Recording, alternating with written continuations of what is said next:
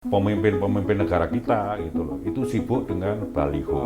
Ada yang mengatakan di saat pandemi justru yang kaya bertambah. Ya kalau kemudian presiden sudah mengatakan saya boleh dikritik, kemudian aparatusnya melakukan tindakan yang berbeda dengan apa yang dimaksud presiden, wah ini pembangkangan. Kebijakan yang dikritik semua orang punya hak, nggak ada soal. Apalagi itu dilindungi oleh konstitusi ya Bang. Halo, apa kabar kawan-kawan, sobat milenial semua?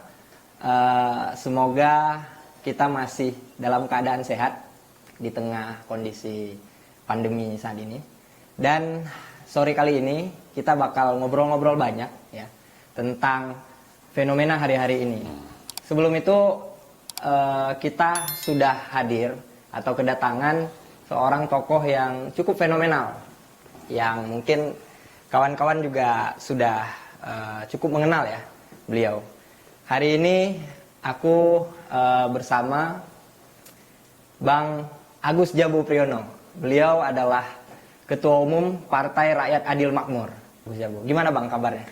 Sehat? Alhamdulillah sehat. Sehat Bang ya. Walaupun kita menghadapi pandemi, kita harus tetap sehat, harus tetap bersemangat. Ini hari-hari ini kesibukannya apa aja Bang? Biasa kita sedang mengurus syarat-syarat administrasi ya, sebagai partai politik yang akan ikut pemilu di 2024. Prima ini kan partai baru ya Bang ya? Ya. Ya, setahu kami ini sebelumnya kan kita pernah dengar nih nama Bang Agus Djabo itu identik dengan Partai Rakyat Demokratik ya, sebelumnya ya. Yang juga dulu konon sangat aktif dalam melawan tirani Orde Baru ya, gitu Bang ya. Iya. Boleh cerita dikit Bang, gimana perjalanannya sampai akhirnya dari PRD, perjalanan Abang begitu ada sekitar 20 tahun kalau kurang lebih, sampai akhirnya Abang berubah jadi Partai Prima ini Bang. Gimana ceritanya Bang? Ya, saya jadi aktivis itu sejak SMA. Saya ikut dan masuk PI ya tahun 87. PI juga Bang? Ya, masuk pelajar Islam Indonesia. Kita ikut training-training ya. Training pertama dulu di Kudus. Ya. Kita ikut basic training tahun 87 itu. Dan setelah lulus SMA, saya pindah ke Solo ya. Kita mendirikan pengurus daerah perguruan tinggi PDPT bersama teman-teman PI yang ada di Solo, walaupun asalnya ada yang dari Pati, dari Jakarta ataupun dari Solo sendiri yang pada waktu itu kuliah di Solo. Nah, dalam proses perjalanan itu saya melihat ya situasi di sekitar kampus. Pada waktu itu ada penggusuran pada waktu pembangunan Waduk Kudongombo, ya kan, banyak petani yang kemudian tergusur akibat pembangunan itu. Terus saya mulai berpikir dan saya sebetulnya mengajak teman-teman PI, kalau kemudian kita seperti ini ya, kemudian eksklusif menjadi Menara Gading gitu loh, itu kita tidak memberikan kontribusi terhadap masyarakat ya yang ada di sekitar kita. Makanya kemudian saya terus mengajak, mari kita coba untuk mengadvokasi ya persoalan-persoalan yang ada di masyarakat itu. Kita membangun gerakan mahasiswa yang ada di Solo. Nah, dari gerakan mahasiswa ini kemudian kita melakukan advokasi, melakukan aksi-aksi bersama, ketemu dengan teman-teman aktivis mahasiswa dari kota-kota lain ya. Nah, dari pertemuan itu kemudian kita melihat bahwa akar persoalan dari masyarakat ya secara ekonomi dan politik itu adalah Orde Baru, ya kan. Terus kemudian simbol Orde Baru adalah Soeharto, kan begitu. Nah, untuk menghadapi Soeharto kita harus membangun satu kekuatan, ya kan. Walaupun Soeharto pada waktu itu sangat kuat, tapi karena kita punya konsep, punya idealisme, ya kan, kemudian punya kekuatan, punya jaringan, kemudian kita mengkonsolidasikan kekuatan dari aktivis mahasiswa bersama sektor-sektor yang lain seperti buruh, petani, gitu loh, itu membangun gerakan mahasiswa, gerakan buruh, ya kemudian kita satukan dalam organisasi payung namanya Partai Rakyat Demokratik itu. Awalnya Persatuan Rakyat Demokratik, kemudian kita ubah menjadi Partai Rakyat Demokratik gitu loh. Ya kira-kira seperti itu. Makanya dari PRD, karena PRD sudah kita daftarkan di Kumham tidak bisa karena pernah berbadan hukum tahun 99, mereka menyarankan supaya kita mendaftarkan dengan nama lain. Makanya kita bangun kemudian dan kita daftarkan namanya Partai Rakyat Adil Makmur yang kita singkat Prima gitu loh, supaya menjadi primadona bangsa Indonesia untuk berjuang merebut keadilan dan kemakmuran lah. Jadi primadona gitu. Primadona bangsa Indonesia, primadona anak muda, primadona kaum milenial gitu. Itu akan menjadi harapan baru. Saya dengar tadi dari penjelasan Abang itu ada satu masalah yang masih sama ya Bang ya. Yeah. Dari sejak tahun 98 sampai sekarang. Apalagi baru-baru ini kita tahu ada lagi ribut-ribut masalah mural ya Bang ya, yang katanya dihalang-halangi atau dihambat atau dibatasi oleh pihak kepolisian, yang juga kita tahu ada mural Jokowi 404 not found gitu. Abang melihatnya fenomena ini gimana sebenarnya Bang, dari pandangan Abang? Jadi mungkin apa yang menjadi kebijakan pemerintah ya, dalam hal ekonomi, dalam hal kesejahteraan sosial ya, itu belum dirasakan, belum dinikmati oleh mereka, ya kan. Apalagi sekarang kita menghadapi pandemi, ya kan. Pandemi ini bukan situasi yang harus kita anggap remeh. Ini situasi yang sangat sangat mencemaskan, sangat menakutkan, sangat menekan masyarakat ya, baik lahir maupun batin gitu loh. Nah, mereka tidak bekerja, mereka tidak ada penghasilan, tapi mereka harus terus hidup, ya kan? Nah, itu yang kemudian menimbulkan satu keresahan, menimbulkan satu keresahan. Terus di sisi lain, kemudian justru misalnya elit-elit politik atau bahkan pemimpin-pemimpin negara kita gitu loh, itu sibuk dengan baliho gitu loh, ya kan. Jadi pada waktu mural ini masif itu di satu sisi juga muncul baliho. Nah ini sebetulnya juga harus menjadi satu evaluasi, satu otokritik buat para pemimpin negara gitu loh, karena apa yang dilakukan oleh pemimpin negara dengan apa yang diinginkan oleh masyarakat itu tidak ketemu gitu loh. Oh, tidak ya, sinkron gitu kan? Tidak sinkron gitu loh. Mereka sibuk sendiri, ya kan. Bahkan ada yang mengatakan di saat pandemi justru yang kaya bertambah gitu. Artinya mereka memanfaatkan situasi keresahan ini untuk mengakumulasi keuntungan dengan baliho tadi. Ya, membisniskan alat-alat kesehatan gitu loh. Mulai dari misalnya tes antigen, tes PCR dan lain-lain. Apalagi harganya cukup mahal ya Bang ya. Gitu loh. Itu artinya apa? Artinya ini lagi ada masalah gitu loh. Negara kita ini lagi ada masalah gitu loh. Makanya kemudian kan kalau dari pihak kami segala macam bahwa ini harus diubah.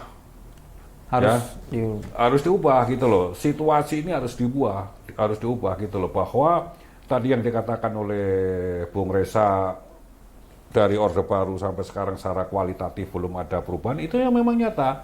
Dan tugas kita kaum muda, kaum milenial untuk mengubah itu, gitu loh. Kenapa?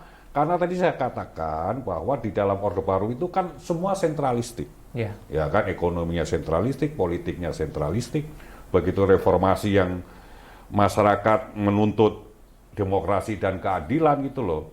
Nah, kekuatan-kekuatan di zaman Orde Baru itu cepat sekali melakukan rekonsolidasi, membangun kekuatan-kekuatan ekonominya dan kekuatan-kekuatan politiknya gitu loh. Jadi bentuknya saja yang berubah. Kalau dulu itu otoritarian, sekarang ini kira-kira awal reformasi itu kayak liberal gitu loh. Ya kan, ini liberalisme kemudian begitu yang memiliki kapital ya melakukan rekonsolidasi, terus mereka mapan secara ekonomi, ini kemudian muncul lagi nih potensi-potensi untuk kembali ke otoritarian. ya kira-kira begitu gitu loh. Tapi kita lihatlah ke depan ini kalau kemudian mereka represif terhadap ekspresi masyarakat, kupikir itu satu tindakan yang tidak benar atas nama apapun. Oh, iya. Karena kan mereka mengkritik kebijakan pemerintah. Kebijakan yang dikritik semua orang punya hak, nggak ada soal. Apalagi itu dilindungi oleh konstitusi ya Bang ya. Oh iya, Iya. konstitusi kita melindungi itu. Tapi kan kalau kita lihat ini Bang, ada kontradiksi antara statement presiden, bahwasanya presiden bilang silahkan boleh kritik gitu ya. Sedangkan ketika kita lihat di lapangan justru banyak aksi-aksi demonstrasi diangkut gitu ya Bang ya. Mural dihapus gitu. Ini sebenarnya kalau Abang lihat nih, ketika pemerintah melakukan tindakan yang seperti itu gitu ya. Ini sebenarnya masalah utamanya di mana sih gitu, melihat fenomena. Ya kalau kemudian presiden sudah mengatakan saya boleh dikritik, kemudian aparatusnya melakukan tindakan yang berbeda dengan apa yang dimaksud presiden, wah ini pembangkangan, insubordinasi, berbahaya gitu loh. Mestinya apa yang disampaikan presiden, pernyataan presiden harus dioperasionalkan ya oleh aparatus negara, baik itu kepolisian, ya kan, kejaksaan dan lain-lain gitu loh. Bahwa presiden terbuka dengan kritikan-kritikan gitu loh. Kenapa kemudian aparatus negara melakukan tindakan itu nggak benar gitu loh, ya kan? Nggak boleh begitu. Artinya sekarang ini kalau menurut saya, ya di saat kemudian masyarakat sedang menghadapi problem ekonomi dan sosial itu pemerintah atau pejabat negara itu tindakan yang harus dilakukan tidak represif tapi mengayomi, merangkul gitu loh. Ya kan, supaya kemudian timbul saling membantu, saling berempati, saling bergotong royong gitu loh. Ya kan? Saya pikir itu jangan lagi lah. Ya kita sudah memiliki pengalaman sejarah yang sangat panjang terhadap persoalan-persoalan demokrasi itu. Jangan mengulang kesalahan lagi gitu loh. Saya pikir itu. Ke depan bagaimana Abang bersama Partai Prima ini melihat apa yang harus dilakukan oleh anak-anak muda? Yang hari ini justru banyak anak-anak muda ini sudah mulai sadar lah untuk berpolitik, untuk untuk menyalurkan aspirasinya. Salah satunya kan juga dari mural tadi, kemudian beberapa aksi-aksi belakangan ini, kesadaran mereka cukup tinggi gitu. Abang melihatnya bagaimana masa depan Indonesia di tangan anak muda di masa depan? Saya pikir saya sangat menghargai apa yang menjadi ekspresi ya politik anak muda ya, karena saluran politiknya macet ya saluran politik yang tersedia macet itu sudah menjadi sejarah bahwa mereka akan mencari saluran-saluran politiknya sendiri. Aksi massa adalah ekspresi dan saluran politik ketika alat politik macet, termasuk mural itu. Tapi kritikan saya terhadap anak muda ya bahwa perjuangan jika itu sporadis itu mudah dipatahkan dan mudah dihentikan. Maka perjuangan itu, keresahan itu, cita-cita itu ya harus diwadahi. Dalam apa? Dalam alat politik. Artinya perjuangan anak-anak muda ini harus benar-benar terkonsolidasi dalam satu wadah yang bersama gitu ya Bang. Nah, terakhir nih Bang, Abang melihat nih landscape ekonomi politik Indonesia ini ke depan bakal gimana nih? Kira-kira gambarannya. Saya pikir rakyat ingin perubahan. Masyarakat ingin perubahan. Dan perubahan ini yang kami tangkap ya, yang kami tangkap. Dan perubahan itu harus diwadahi, harus dipimpin, ya kan, supaya kemudian tidak menimbulkan keonaran. Karena sejarah di Indonesia itu menurut ahli-ahli sejarah itu gerakannya itu bukan gerakan revolusi gitu loh, ya, tetapi gerakannya itu gerakan amok. Gimana tuh Bang? Amok itu ya spontanitas, masyarakat marah, bakar, menjarah gitu loh. Ada yang seperti itu gitu loh. Jadi ke depan ini keresahan ini harus kita pimpin, ya kan, diarahkan untuk memperbaiki keadaan gitu loh. Tapi kepemimpinan itu kan butuh wadah, butuh figur gitu loh. Untuk figur. Kita harus siapkan itu, dan saya pikir Prima berdiri dalam posisi seperti itu. Dan Prima berangkat dari keresahan itu juga ya Bang ya? Ya, Sama saya ya? pikir itu. Kita silakan kaum milenial ya bergabung gitu loh, dan mari kita berjuang bersama-sama untuk apa? Menghentikan oligarki. Prima terbuka untuk milenial. Oh iya, Sangat terbuka ya? sangat terbuka, ya sangat terbuka. Karena masa depan ini milik mereka gitu loh. Iya. Dan saya pikir Prima akan menjadi salah satu alat politik yang dipilih oleh mereka sebagai Perjuangan. wadah menggantungkan atau alat perjuangan untuk mewujudkan cita-cita mereka. Iya. Artinya mewujudkan cita-cita Indonesia adil dan makmur tadi ya? Ya, Bang? Indonesia yang berdikari, karena Indonesia sampai sekarang belum berdikari. Kita masih menjadi follower bagi negara-negara lain. Kenapa nggak berdikari? Karena kita belum memiliki industri nasional sendiri yang kuat. Kita masih ekstraktif, ya kan? Belum, masih menjadi follower, ya. Artinya kita harus berdikari, ya kan? Kemudian kita harus demokratis. Demokratis itu artinya apa? Artinya tidak hanya sekedar demokrasi politik, ya. Artinya semua orang punya hak suara yang sama, gitu loh. Tetapi harus juga ada demokrasi ekonomi, bahwa apa yang kita miliki harus digunakan untuk sebesar-besarnya kemakmuran rakyat. Dan demokrasi ekonomi itu belum. Belum. Sampai sekarang belum terwujud. Gitu Belum terwujud. Prima akan mewujudkan itu. Prima akan Mewujudkan itu. Oke. Ya. Keren sekali Bang Ya, Agus Jabo. ya. Baik kawan-kawan, itulah bincang kita sore kali ini yang juga artinya membuka pikiran kita bersama, membuka optimisme kita bersama bahwasanya ke depan demokrasi harus terus dihidupkan, Ya. moral tidak boleh dilarang ya Bang ya. Ya. Moral harus menjadi kreativitas masyarakat, harus menjadi wahana keresahan daripada masyarakat. Baik kawan-kawan, nanti kita akan kembali lagi ke bincang-bincang selanjutnya dengan pemateri yang lebih oke dan lebih mantap, dan juga tetap stay di BTL Channel bersama saya Reza dari Milenial Indonesia. Terima kasih Bang Agus Jabo. Terima kasih. Keren sekali Oke. sore kali ini. Ya.